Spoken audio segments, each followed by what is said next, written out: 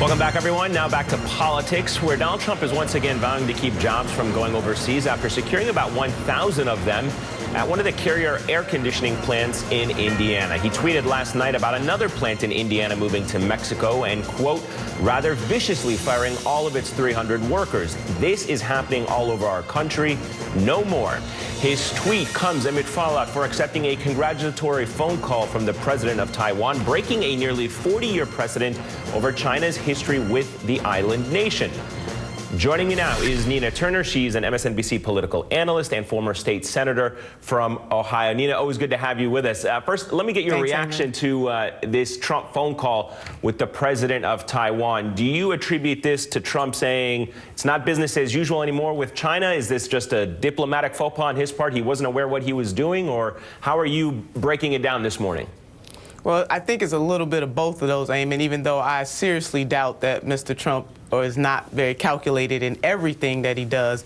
But it is, he needs to do more of those foreign policy briefings. We know that he's only had 2 or 3 so far, and it would be helpful if he would become more of a student of the game of politics, but also the student of the game in terms of policy and relationships between the United States and other countries. And so it does cause some pause, but again, this is Mr. Trump being Mr. Trump. All right, well, let me ask you then about some of the issues that are happening back here domestically. Obviously, Senator Bernie Sanders wrote an op-ed slamming Trump's deal to keep some of these carrier company jobs from going to Mexico. I want to play for you what he told my colleague Chris Hayes. Take a listen to this.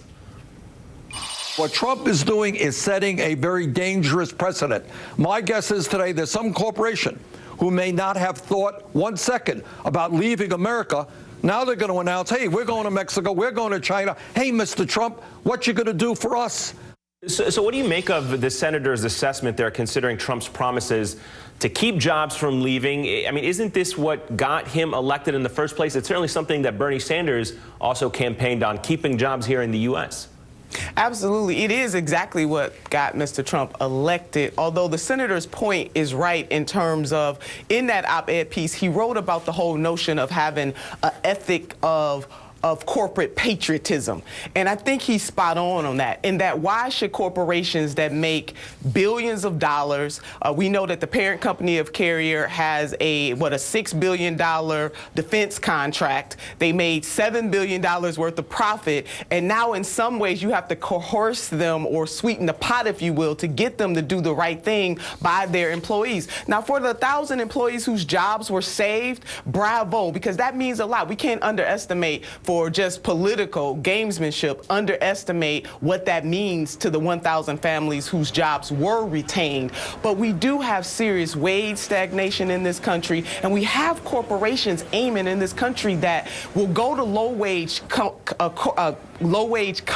countries and exploit those workers and come back and try to sell those same products in the United States of America on the backs of the very employees that they just displaced. So it's not right. Let me ask you about this point, that maybe some are looking at this saying Trump is sending a positive message to corporations, that he's willing to deal, that they now have an administration that's friendly with corporations, willing to address their grievances, give them tax breaks, but help keep American workers here.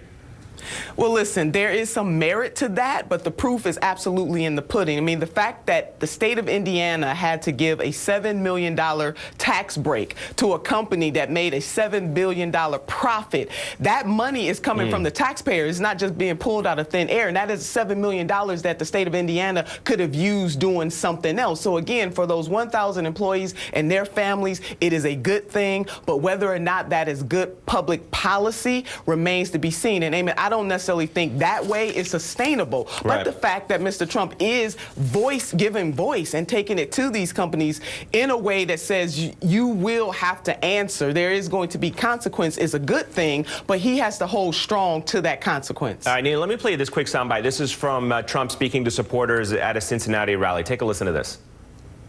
There's such potential in the inner city. We're not using our potential. Remember when I would make the speeches, I'd say, what the hell do you have to lose?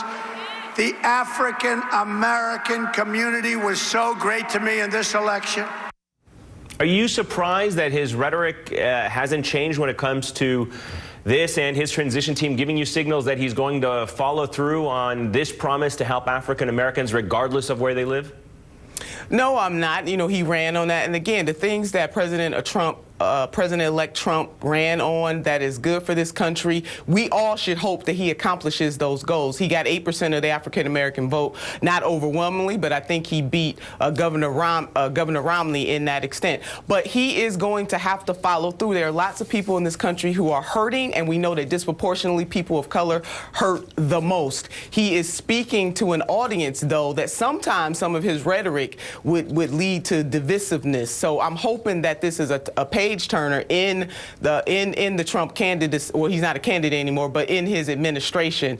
But I have spoken to some African Americans who are hoping that he will come and rebuild and do some things in the inner cities.